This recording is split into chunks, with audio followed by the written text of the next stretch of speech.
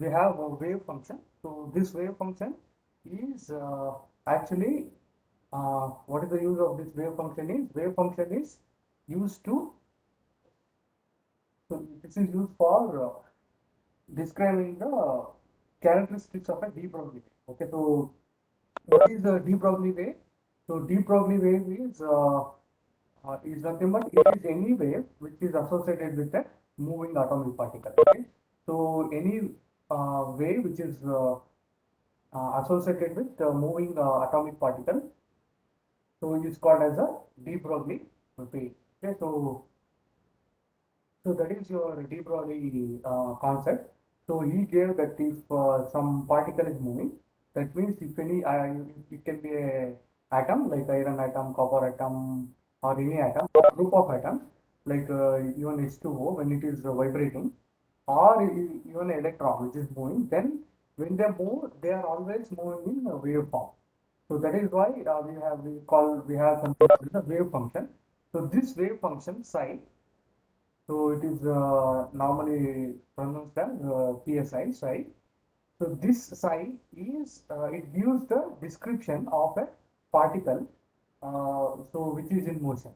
So normally we use the psi of x comma t is equal to a e to the power of uh, minus I omega t minus kx. So this is your equation. So this would actually describe the particle which is moving in waveform.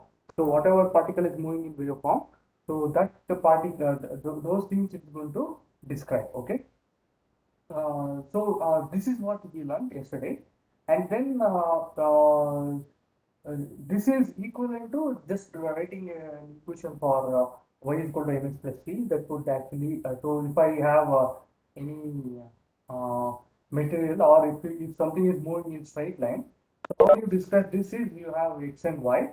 Okay, so then yeah, you can make a plot and you can ask, so you can tell, okay, this is the movement of a particle. So that means you're just throwing, if you're standing here and if you're throwing this in a slope, or it is going to make this kind of line, okay, in the trajectory. So then you can make this kind of plotting, and you will use y is equal to mx plus c. So that would actually describe the motion of an object which is in this direction. Okay. So then you can find different things like your dy by dx. Dy by dx is actually your velocity.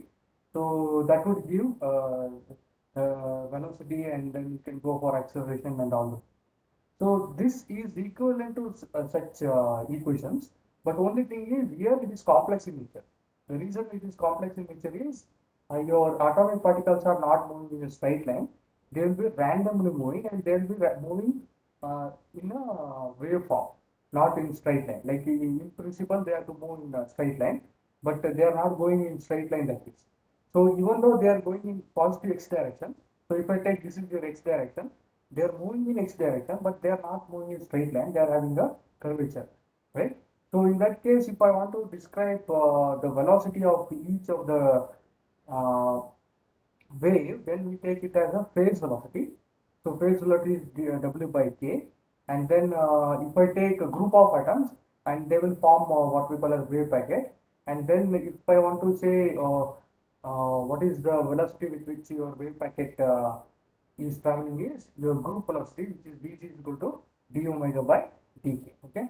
And what is omega? Omega is your circular frequency 2 pi u, and your k is your propagation constant, which is the 2 pi by lambda. Okay, so this is what you have already learned. So this would refers to single particle, and then this would refers to a group of particles, like when one or two waves of the same system which are moving in with the same amplitude but slightly different frequency and wavelength. When they superimpose or when they collide with each other, they form what we call the wave packet. And the advancement of this wave packet with respect to your time is what we call as your velocity. Okay, so that is your this is what you had learned in the initial part. So now what we'll do, as we told, okay, so this is the equation that is used to describe the characteristics of a de Broglie wave. So that means any this equation can be used to describe the moment or the angular frequency and the propagation vector of a particle, of an atomic particle. So now we will see how to derive it. Okay, so what is the use of this wave equation? Okay, how to use this equation to describe the characteristics in the sense. So if I tell what are my characteristics, then it is like what is my properties. Okay, well, whether I am very rude or whether I am very soft or something like that. Or and if it comes to an object like your car or bike or flight or rocket, then what are the characteristics means? It is actually nothing but what is the speed of your bike? What is the weight of the bike? What is the the energy of your bike? Okay, so different bikes have different energy. Like if the scooty or your Honda Activa or something like that is not, it cannot have the same energy as your bike, like your racing bike, right? So in the same way, if you take these are called as the characteristics. Characteristics means that to describe the properties of that given system. Okay. So in the same way, if I want to describe an atom or an atomic particle, then I should know the energy and what is the displacement, how it is moving, all those things. So that is described by psi. Okay. So that is a use of your psi. So then we will go to the next one. So when we come here, so today what we'll do is we will do something called as time independent, okay, Schrodinger equation. Okay, so Schrodinger equation. So what is this actually is? This is nothing but it is just a modified psi of x comma t. Okay, so as I told in the previous slide, if I want to know the velocity, how do you get velocity? It is distance traveled by time taken. But you have distance and time. Distance and time are the two variables. Then you could take dy by dx or something like that. Then you get the velocity with which or dx by dt. Then you get the velocity with which the object is traveling. In the same way, so here we are going to use this psi of x comma t, and we will try to get different properties or get different characteristics of the atomic particle. Okay. So now what we'll do is this Schrodinger equation is actually the fundamental equation that would describe the atomic particle. Okay, or the moment of atomic particle, or it can be the energy of the atomic particle. So for this, I think we yesterday what we did is we had done some initial part of this equation. So uh, we will try to do the same thing. Okay. So initially we take the your wave function, which is psi of x comma t, which is equal to a e to the power of minus I into omega t minus kx. Okay, so this is your wave function, which would actually describe the particle in the characteristics of a particle, which is moving in the positive x direction. Okay, so now if I want to have a in two dimension, then what I do is a e to the power of minus I omega t minus kx minus ky. So that would introduce two dimension. In the same way, if I want the third one, then I will put z, okay, minus kz. But we will be just doing only for one dimension. We don't worry much about the two and the three dimension. Okay, so that is why I'm using here psi of x comma t. Instead of that, if it is for three dimension, then you have to use psi of x comma y comma z comma t. Okay, so that is your this is for your three dimension. Okay, so 3D wave function. So now what we will do is we will this equation is in the form of angular frequency and also your propagation constant. Okay, so k is your propagation constant, and then your omega is your angular frequency. So this would represent a wave function in angle of frequency and propagation constant. We will try to write the same thing in terms of energy and momentum. So for that we had already done that yesterday. So what we did is we took the first two hypotheses and then we try to we were trying to derive the equation wave function in terms of E and T. So first part is your what is your Planck's hypothesis. So if I take your Planck's hypothesis, so then in that case what happens? E is equal to h nu. That is your Planck's equation. Or if I want to write mu, then what happens? Mu is nothing but E by h. Okay, so that is your E by h. And if I take your omega, omega is 2 pi mu, and then I am going to substitute this equation. So you will have 2 pi E by. Okay, so that is your first, you have converted W in terms of E. In the same way, you use your de Broglie hypothesis. Okay, so if I use the de Broglie hypothesis, so then what happens? I will use your lambda is equal to h by p, and then I am going to substitute that in your k. So k is nothing but 2 pi by lambda, so which is nothing but 2 pi divided by lambda divided p, so it will go up p. So now therefore what happens is, so I'm using these two equations, like which is nothing but, okay, I will I think it's better, I will keep it like this, and then I can write k is equal to 2 pi p by h. Okay, so this is what you have for your two W and K. Okay, so W you have written in terms of energy and K you have written in terms of momentum. So now what happens to this equation? If I consider this Sir, one, K yes, is equal to 2 pi by lambda is equal to 2 pi by h by p, no sir? sorry, You have it's written lambda by p. yes, yes. So this has to be H. Okay, so you have to use this as the H, not lambda. Yeah, thank you.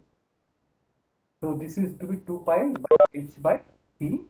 So then it will be like 2 pi by h into p. Okay, so now I'll use this terms in your equation number one. So then what happens is psi of x comma t will be equal to a is your amplitude of your wave, and then e minus I into, instead of omega I'm going to write to 2 pi e by h into P minus 2 pi P by x into x. Okay, so in the these two terms, 2 pi by h is common, so I'm going to take it out. Psi of x comma t equals a e to power of minus 2 pi I by h into, you have et minus px. Okay, so this is your equation. Okay, so this is entirely e to power of. Okay, so e to power of minus 2 pi I by x into et minus px. So this equation number 2 is same as equation number 1. There is nothing difference in equation 1 and 2. Though these two equations will still describe the motion of your atomic particle in positive state. Okay, but only thing is, the first one is in terms of omega k, and the second one is in terms of energy and momentum. Okay, so that is the only difference. So now this is your in terms of energy and momentum of the particle. Okay, so of your particle. So now what we'll do, we will just we are going to do 2 times differential, but only with respect to x. Okay, partial differential because it is time independent. So as it is saying time independent is nothing but it whatever we are trying to derived here, or whatever we are talking about, we don't care about the time. Okay, so time is supposed to be constant, and then we are going to do the differential. Okay, so in that case only x is your variable and time is going to be constant. Okay, so del psi by delta x, so what will happen to del psi by delta x?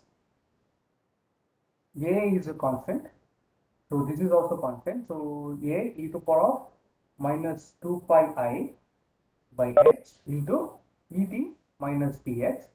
So then what is your e to power of minus x? Again, you have to have this differential. Okay, so this is nothing but you will have in bracket, I will write it as minus 2 pi I by x, and your first one t is constant, so it is 0 minus p, because differential of x is 1, so this will be p. Okay, so I will just take it to the other side, and then I will write it as delta psi by delta x equals, so you have minus into minus, so it will be plus 2 pi I by x into p into a e to the power of minus 2 pi I by x into et minus px. Okay, so this is the first order differential.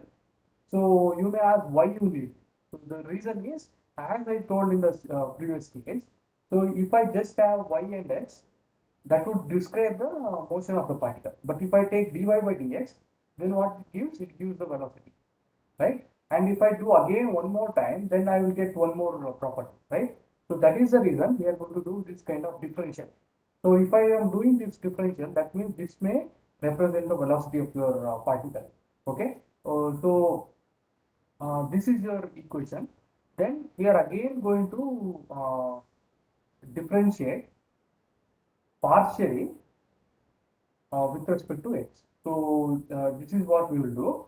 So if I do again this partial differential, then what will happen? So you will have this del square psi by delta x square. So and then better I will write it again. Okay, so I will write this equation and then I will do it. So let us assume it's not there. So I'm going to copy it.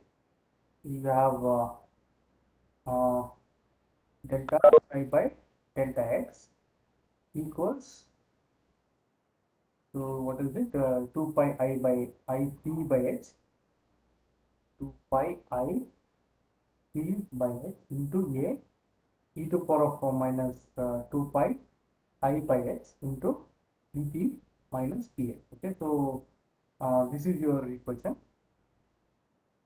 So I'm just writing that same thing, and then what I will do, I will again differentiate partially with respect to x. Okay, so that means again your t is constant, so this will become del square psi by delta x square equals, so you have 2 pi I by I p by x.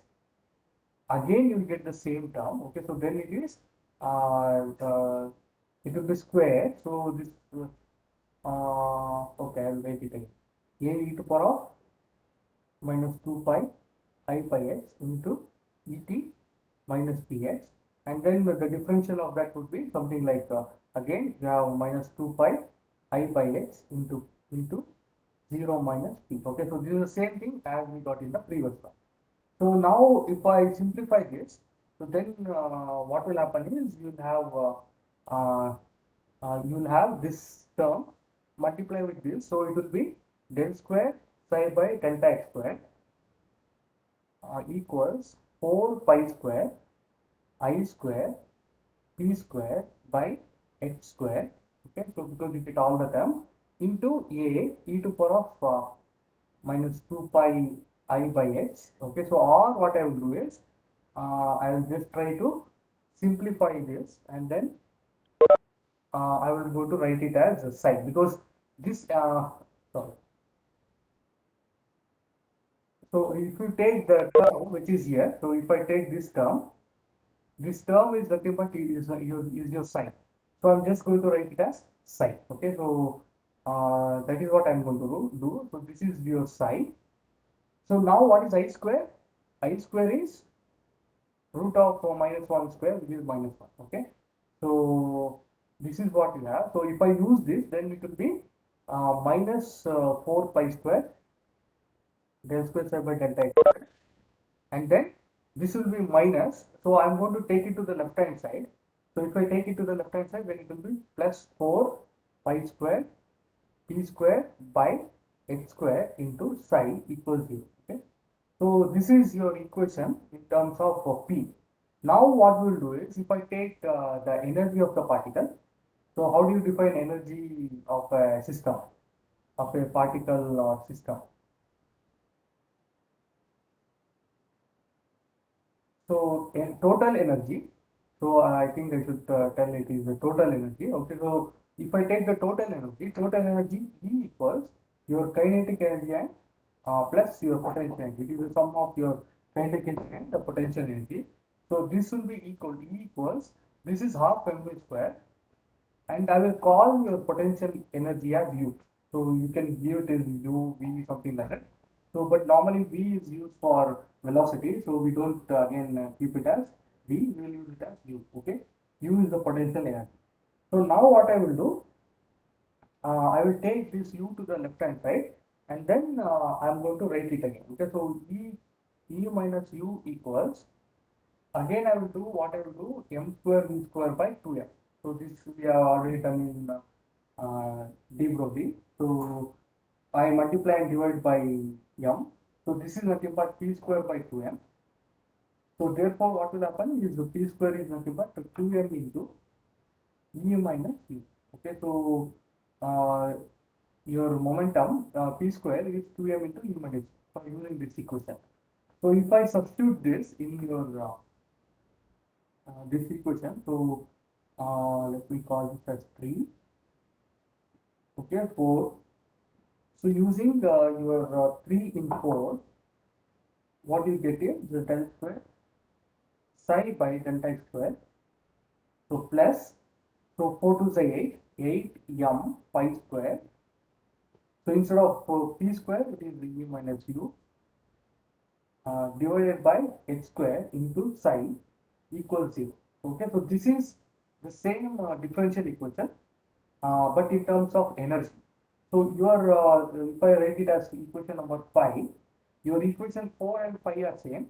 Only difference is the equation 3 is in terms of momentum, and equation 5 is in terms of energy. Okay, total energy. So and potential energy. So this is the difference, and then this is your second order partial differential equation, which we call it as a time independent Schrodinger equation. Okay. So this is important because this will be the starting point to whatever discussion we will do next. Okay. So this is for a one dimension. So this is your one dimension time independent. So let me again take a new one better. Okay. So one dimensional 1D time independent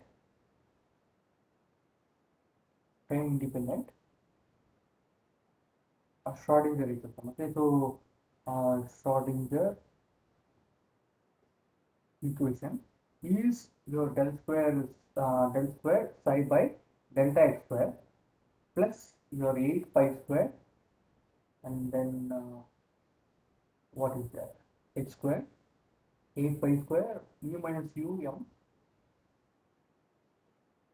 e minus 2 divided by x square into psi equals 0. Okay, so this is your time one dimensional time independent Schrodinger equation.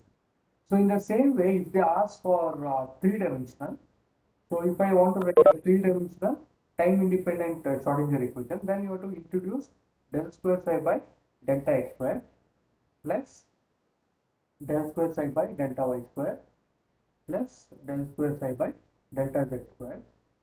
So then this entire term will remain same. So it is 8 pi square m e minus u by h square into psi equals 0. Okay, so this is your three-dimensional Schrodinger equation. So sometimes what they will do is you have something called as your h pi 2 pi is actually h cross. Okay, so sometimes they use this in some of the books. So if they use that, then what happens is I will write for one dimension. So one dimension would become del square psi by delta x square plus, so x square means 2 to the 4. So you have 2 m into e minus u divided by h square. So h cross square into psi equals 0. Okay, so you should be careful what you are using. Okay, so like for example, if you are using x, then it is 8 pi square m e minus u by h square. Okay, but if you are using the h cross, then you should write it as 2m. Okay, so you can see here the reason is your h cross is nothing but it is h by 2m. Okay, if you are using h cross, then you have to write this equation, and if you are using just h, then you have to write the above equation. Okay, so it is left to you. You can use whatever you want, but only thing is when you write, you should write h square here. Don't write it as h square. If you write it as h square, then it is completely wrong. Okay, so this is your second order partial differential equation, and this would actually describe the particle which is in moving in a positive x direction. Okay, so it gives the characteristics, or or it would describe the atomic particle. Okay, so the atomic particle which is moving in positive x direction. Okay, moving in positive x direction. So this is similar to like using your y is equal to mx plus c, but y is equal to mx plus c, it would give very simple linear motion. But in this case, this Schrodinger equation would actually give the time independent description of your atomic particle that would move in positive direction. But keeping in mind, it is a de Broglie wave. Okay, so de Broglie wave means it is moving in the wave form. Okay, so this is what you have to remember. Okay, so this would be something like 8 marks question. So if they ask for 8 marks, so you have to take it. You have to start from uh, this is the end point, and then you have to start from here. Okay, so you have to start from this one. You have to start what is your wave equation. So wave equation psi is equal to psi of x comma t is equal to a e to the power of minus I omega t minus kx. What is this? This is represent a particle, an atomic particle, which is moving in positive x direction. Okay, then you use your both hypothesis, your Planck's hypothesis and de Broglie hypothesis. So from Planck's hypothesis, you are going to get W in terms of E, your energy, like angular frequency, you are converting into energy, and from de Broglie hypothesis, you are converting your lambda. Lambda is intimate, is the way, is your de Broglie wavelength. Okay, so lambda is de Broglie wavelength. Okay, so